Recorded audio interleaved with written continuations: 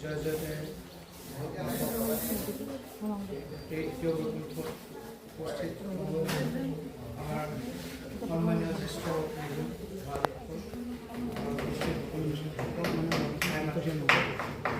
আমাৰ সকলেৰ শিষ্যক আমি সকল প্ৰস্তুত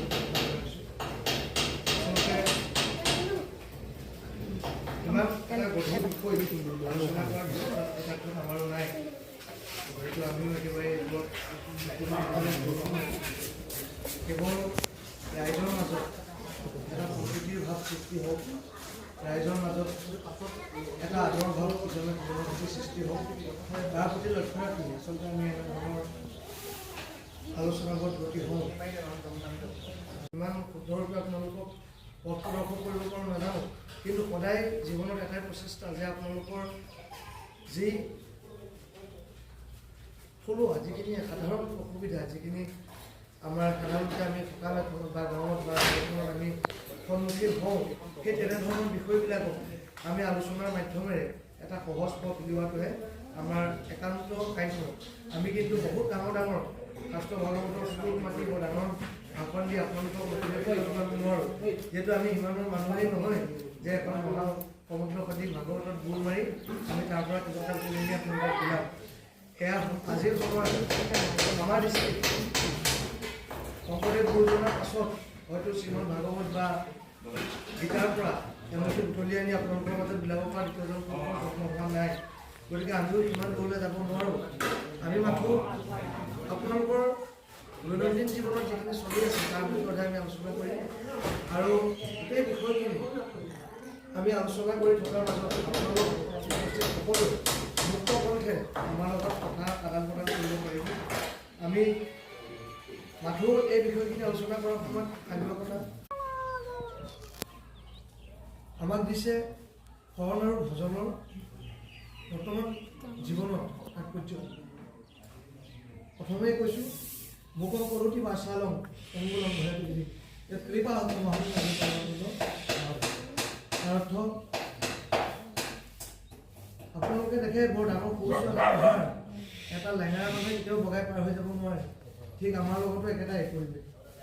কিন্তু তথাপিতো তৎসত্ত্বেও গোবিন্দ মহাপ্ৰভু শ্ৰীচৰণত সদায় প্ৰাৰ্থনা কৰোঁ যে লেঙেৰা হ'লেও পৰ্বতটো যাতে আমি পাৰ হ'ব পাৰোঁ।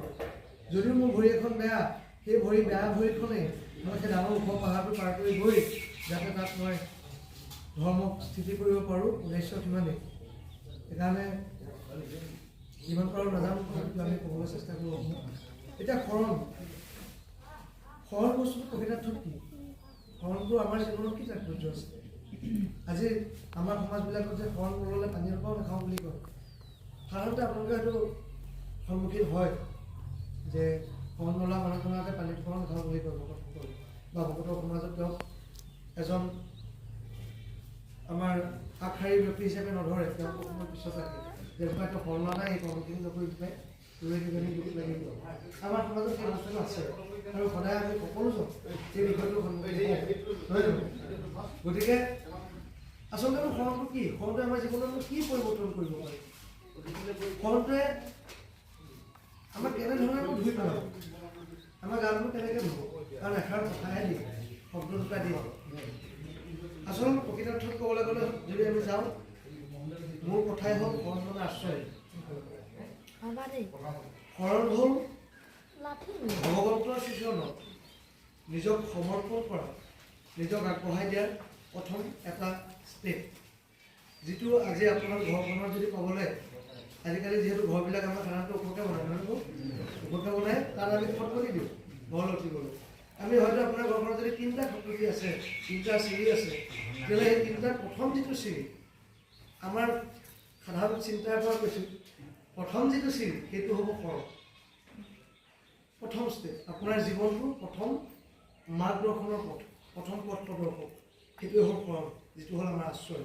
যি শৰণৰ দ্বাৰা আমি নিজক পৰিৱৰ্তন কৰিব পাৰোঁ, নিজক আমি সংস্কাৰমুখী কৰিব পাৰোঁ।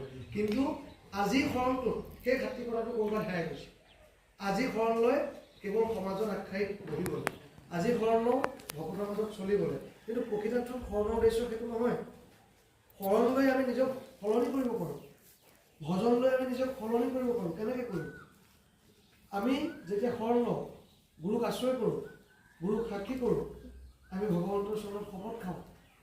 যিসকলে শৰণ লৈছে তেওঁলোকক হয়তো এষাৰি এষাৰি আমি এতিয়া গোটেই মন্ত্ৰশাৰী আপোনালোকক গাই দিব নোৱাৰোঁ, যিহেতু তাত কিছু গোপনীয় কথা থাকে। তথাপিতো মই আপোনাক কৈছোঁ, তাত শপত বাক্য হয়, তাত শপত হয় যে আজিৰ পৰা মই ভগৱন্তক মই নিজক সমৰ্পণ কৰিছোঁ। কায় বাক্য মানে প্ৰভু তোমাক আজিৰ পৰা অৰ্পণ কৰিলোঁ। মই মোৰ নিজক তোমাৰ ওচৰত বিক্ৰী কৰি দিলোঁ। মই নিজক আজিৰ পৰা সম্পূৰ্ণ কায় বাক্য চিত্ৰেৰে তোমাক মই অৰ্পণ কৰিলোঁ। তাৰমানে আজি আপোনালোকে শৰণ ল'বলৈ গ'ল, শৰণ লোৱাৰ দিনাখনি আমি যদি কায় বাক্য মানে ভগৱন্তক সাক্ষী কৰি আমি যদি গুৰুক সাক্ষী কৰি ভগৱন্তৰ চৰণত যদি সমৰ্পণ কৰিলোঁ, তাত শপত খালোঁ, আহি ঘৰত আহি যদি আমি আকৌ সেই আগৰটোৱে হৈ যাম, তেতিয়াহ'লে আমি সেই তাত শপত খাই অহা গুৰু আসনখনৰ ওচৰত কিবা বাৰ মৰ্যাদা থাকিব কেতিয়াও। আমাৰ সমাজত শৰণীয়াসকলক কিয় অকণমান আগবঢ়াই দিয়ে? শাস্ত্ৰৰ সৰু এটা মই কাহিনী কৈছোঁ, ভাগৰ দৰে হয়, মই বৰ বিস্তাৰকে নকওঁ, অকণমান আপোনাক কওঁ। মই আচলতে কাহিনীটো সম্পূৰ্ণৰূপে মই আপোনালোকে হয়তো ইয়াত বহি থকা বহুসকলে জানে। আমাৰ ককাই খুব কৈছিল সেই কাহিনীটো। যেতিয়া শৰণৰ বিষয়ত ক'ৰবাত ককাই বুজাবলগীয়া হয়, মোৰ ককা আগৰ আপোনালোকৰ ৰাজনীতি সকলোৱে পৰিচিত। সেই ককাই যেতিয়াই মিটিং মাটাঙত বহে আচলতে মোক কাষত বহাই থয়।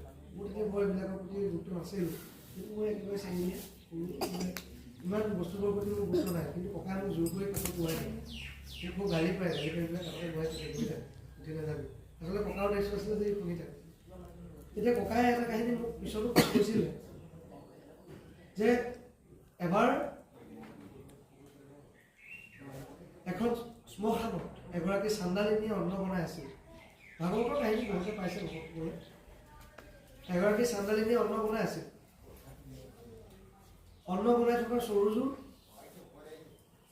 ক'বলৈ গ'লে মানুহৰ বা যে আপোনাৰ মূৰৰ লাৰ ফুলা অংশটো তাত তেওঁ চৰু পাতিছে, তেওঁ উধানো পাতিছে। উধান মানে যিটা মই ক'লে দিবি বুলি, কিন্তু মই ধূপডাল যে দিম কি বুলি, মই ধূপডাল কেনেকৈ দিম? গুৰুৱে ক'লে গোসাঁই ঘৰত সোমাবি, এতিয়া গোসাঁই ঘৰত বা সোমাম কেনেকৈ? যিহেতু আপোনালোকে জানে ভগৱন্তৰ ওচৰলৈ যেতিয়া 4 দশনত কুমাৰ গৈছিলে, জয় বিজয়ৰ লগত অকণমান কাজিয়া লাগি থাকিলে তেওঁলোকে 3 যুগৰ বাবে দৈত্য বংশত জন্ম ল'বগৈলগীয়া হ'ল। আমিও এতিয়া যদি এই সপ্ত বৈকুণ্ঠৰে প্ৰতিষ্ঠা কৰি এনেই আৰু দমদমকৈ আজি বাহিৰত পুষ্পা আদি বৈকুণ্ঠ অৰ্থাৎ আমাৰ মণিপুৰ ভাগিলে যদি দমদমকৈ সোমাই যাওঁ, কিজানি আমাৰো সেই দুখেই লাগে। ইমানখিনি নহ'লেও কিজানি আমাৰ অসুবিধাত পৰোঁ। তাৰ কাৰণে এতিয়া আমি শিকিব লাগিব যে আমি কেনেকৈ গোসাঁই ঘৰত সোমাম, আমি কেনেকৈ ধূপডাল দিম, কেনেকৈ চাকি গছ দিম। আমাৰ আজিৰ সমাজত এটা বৰ ডাঙৰ অপপ্ৰচাৰ বুলিয়ে ক'ব লাগিব। ভজন ল'বলৈ ভয় কৰে। একেবাৰে যেতিয়া কঁকাল পৰে তেতিয়া ভজন ল'বলৈ আহে। সেইসকলক ভজন দিবলৈ আমিও বেয়া পাওঁ, সঁচা কথা যদি ক'ব লাগিব। কাৰণ তেওঁ ভজন কৰিব কি? যিটো সময়ত গাৰ বিষ, যিটো সময়ত কঁকালৰ স্থিৰতা নাই, যিটো সময়ত শৰীৰটো অসুস্থ, সেই সময়ত তেওঁ ভজন লৈ গুৰু বাক্যখিনি ৰাখিব পাৰিবনে? একান্ত মানে ভগৱন্ত কৰ্ম কৰিব পাৰিবনে? আপোনালোকে দেখি আছিলে এই মেধি আমাৰ ওচৰত গৈ আছে, কিমান বছৰৰ পৰা মেধি কৰ্ম কৰিছে। তেওঁ ডিউটি কৰি থাকোঁতেও কিন্তু চুলিকেইডাল নাকাটিলে, আমি দেখি থকা কথা। তেওঁ ইমান ৰাতি নাইট চিফো কৰিলে, ইমান বছৰ ডিউটি কৰিলে, কিন্তু চুলিকেইডাল তেওঁ কাটিবলৈ কটাব নোৱাৰিলে, তেওঁ নাকাটিলে। গতিকে তেনেকৈ তেওঁলোকে কৰ্ম কৰিছে। কিন্তু আমি একাংশ ব্যক্তি আজিৰ সময়ত কঁকাল পৰি যায়, আমি ভজন ল'বলৈ ভয় কৰোঁ। কিয় ভয় কৰোঁ? ভজনটো তাৎপৰ্যতা কি? কাৰণ শৰণত গুৰুৱে শিকাইছিলে শৰণটো নাকাটাওঁতে হ'ল। কাৰণ মোৰ ঘৰত ভকত নাহিব, মোৰ স্বাৰ্থ, ব্যক্তিগত স্বাৰ্থ যদি সঁচা কথা কওঁ। কাৰণ মোৰ ঘৰত ভকত নাহিব, মই একো দিব নোৱাৰিম, ভকতৰ সেৱা ল'ব নোৱাৰিম, তাৰ কাৰণে মই শৰণটো লৈ ল'লোঁ। কিন্তু শৰণত গুৰুৱে কৈছিলে চাকি গছ দিবি, এতিয়া কি বুলি দিম মই নাজানো। তাৰ কাৰণে মই গুৰু বাক্যশাৰী গ্ৰহণ কৰি আছোঁ গোটেই জীৱনটো। এই মাৰ্গটো বেয়া। আমি ভাবিব লাগে যে ভজনটো কি কৈছে, ভজনটো আমি কি পাওঁ, ভজনৰ দ্বাৰা আমি নিজক কি কৰিব পাৰিম। গুৰুৰ সেই বাক্যশাৰী অন্তত আমি ভজনৰ দ্বাৰা ৰাখিব পাৰিম। সেইকাৰণে ভজন ল'বলৈ কিবা বয়সৰ সীমা নাই, সকলোৱে ল'ব পাৰে। যি অন্তত ভগৱন্তৰ কৰ্ম কৰিম বুলি আহে, শৰণটো লৈ পিছদিনাও ভজন ল'ব পাৰে বা শৰণটো লৈ বাহিৰলৈ ওলাই অঞ্জনী এবিধ ভজন ভাগি গ্ৰহণ কৰিব পাৰে। যিজনে ভজন দিয়ে তেওঁ অঞ্জনী আমি কৰোঁ, আৰু যি শৰণ দিয়ে তেওঁ গুৰু কৰে। ভজন দিয়াজন মাত্ৰ তেওঁ পথটো দেখুৱাই দিব, কিন্তু প্ৰকৃতত যিজনক শৰণ তেওঁহে গুৰু। গতিকে ভজনটো আমাৰ জীৱনত মই ভাবোঁ বহুত ডাঙৰ এটা ভূমিকা। কাৰণ ভজন নল'লে মই ৰাতিপুৱা ধূপডাল দিবও নোৱাৰোঁ, মই চাকি গছ দিবও নোৱাৰোঁ, মই ভকতৰ সেৱাটো ল'ব নোৱাৰোঁ, ৰান্ধনি অন্নমুঠি বনাব নোৱাৰে, এজন ব্যক্তিয়ে সকামৰ আগশাৰী কৰ্ম এটা কৰিবলৈ আহিব নোৱাৰে, কাৰণ তেওঁ যিখিনি নাজানে, তাৰ পৰা আঁতৰি থাকিবলগীয়া হয়। ভকতৰ সমাজখনে তেওঁলোকক গ্ৰহণ কৰিব নোৱাৰে। তাত জাজুল্যমান হয় কেতিয়াবা ভকত। আজি এইখন গাঁৱতে বা আপোনালোকৰ এই অঞ্চলটোতে ভকতৰ সংখ্যা একেবাৰে গৰিষ্ঠ, একেবাৰে কম। ভকত যিকেইজন আছে নহ'লে আমি চলিব নোৱাৰোঁ, তেনেকুৱা এটা অৱস্থাত আমি কৰোঁ। আমাৰ সমাজবোৰত সাধাৰণতে যদি একেদিনাই দুখন সকাম পৰে আমাৰ বিপদ হয়, নহয়নে বাৰু? এতিয়া মেধি এজন তেওঁ ইফালে যাব নে সিফালে যাব, ভকত 4জন 5জন আছে, সেই 5জন ভকতে ইঘৰতে নাম মাৰিব নে সিঘৰতে নাম মাৰিব, তেনেকুৱা এটা অৱস্থাত আমি কৰোঁ। তাৰ কাৰণে আমি হয়তো কেতিয়াবা দুঘৰ দুদিন সকাম ল'বলগীয়া হয়। কিয় অভাৱ? আৰু মইতো ভাবোঁ যে আমি ভকতৰ প্ৰকৃতাৰ্থ ভকতৰ পৰিচয় যেন পাহৰি পেলাইছোঁ নেকি? ভকত শব্দটোৰ অৰ্থবিলাক আমি পাহৰি যাওঁ। ভকতৰ তাত্ত্বিকতা, ভকতৰ আবুকণ, এজন ভকত হ'বলৈ যাওঁতে তেওঁৰ যিখিনি আবুকণ, তেওঁৰ যিখিনি সাত্বিকতা আছে, সততা আছে, তাক আমি ক'ৰবাত দলিয়াই পেলাইছোঁ। দলিয়াই পেলোৱাৰ যুগত আজি আমাৰ একাংশ ব্যক্তি, একাংশ মানুহ, একাংশ ডেকা চাম, যুৱ চামটো ওলাই আহি পেলাই ক'ৰবাত থব কৰিব। আজি নতুন চামবিলাক সমাজৰ ক্ষেত্ৰবিলাকত আগবাঢ়ি নাহে। এতিয়া ইয়াতে আমি কৰ্ম কৰি আছোঁ, বহুত ডেকালৈ মোক নিজে কয় যে নামঘৰত কি হৈ থাকে গমেই নাপাওঁ, এইকেইদিনহে নামঘৰ পৰা দেখিছোঁ। নামঘৰ যে আছে সময় পোৱা নাছিলোঁ বুলি কোৱা লোকো আছে আমাৰ লগত, স্পষ্ট আমাক কয়। গতিকে সেই পৰিৱেশটো বাৰু আমাৰ ঘৰখনৰ পৰা, আমাৰ গাঁওখনৰ পৰাই সৃষ্টি হোৱা নহয়। আমি কিয় কৰা সেই ল'ৰাসকলক, সেই কণ কণ শিশুসকলক বা ডেকাসকলক বা আমাৰ গাঁৱৰ বোৱাৰীখিনিক আমি উলিয়াই নি নামঘৰলৈ উলিয়াই আনা আমি কিবা নকৰা কিয় কওঁ? এই বস্তুবোৰে গুৰুজনাৰ আদৰ্শটোক কিন্তু ক'ৰবাত হানি কৰিব। কাৰণ গুৰুজনাই কেতিয়াও শিকোৱা নাই যে ভয় কৰিবি।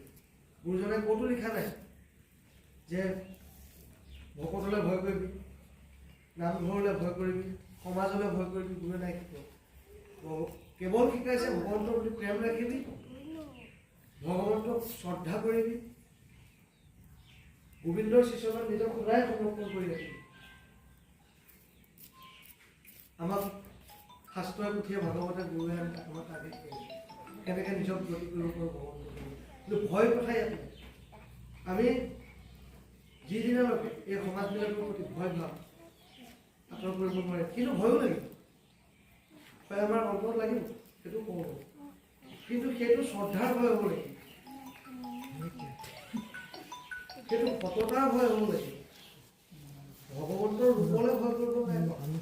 কাৰণ ভগৱন্তৰ ৰূপটো ইমানেই সুন্দৰ, যাক যেতিয়া পুথিখনত পঢ়ি যায় তেতিয়াও মনোনিষ্ঠা আছে। আনৰ আঁতৰ ওপৰ বৈকুণ্ঠখন নেদেখা পালোঁ, সৌৰজগতৰ ওপৰ ক'ৰবাত আছেগৈ, সেইখন দেখা নাই, সেইখন বাদ দিয়কচোন। এইখন বৈকুণ্ঠ হ'লে আমি নাম হ'ব, এইখন বৈকুণ্ঠ হ'লে আমি ভগৱন্তৰ নাম কৰোঁ। আমি যদি আমাৰ ভকতসকলৰ মাজত পৰিয়াৰী ভাৱ সৃষ্টি হয়, আমাৰ ভকতসকলৰ মাজত যদি কিছুমান অসূয়া অপ্ৰীতিকৰ ভাৱ সৃষ্টি হয়, ইজনে সিজনক বেয়া পোৱা, ব্যংগ কৰা, সেই আপুনি কি জানে মইহে জানো, এনেধৰণৰ ভাৱ যেতিয়া সৃষ্টি হ'ব, তেতিয়া কিন্তু সমাজ ধ্বংস হ'ব।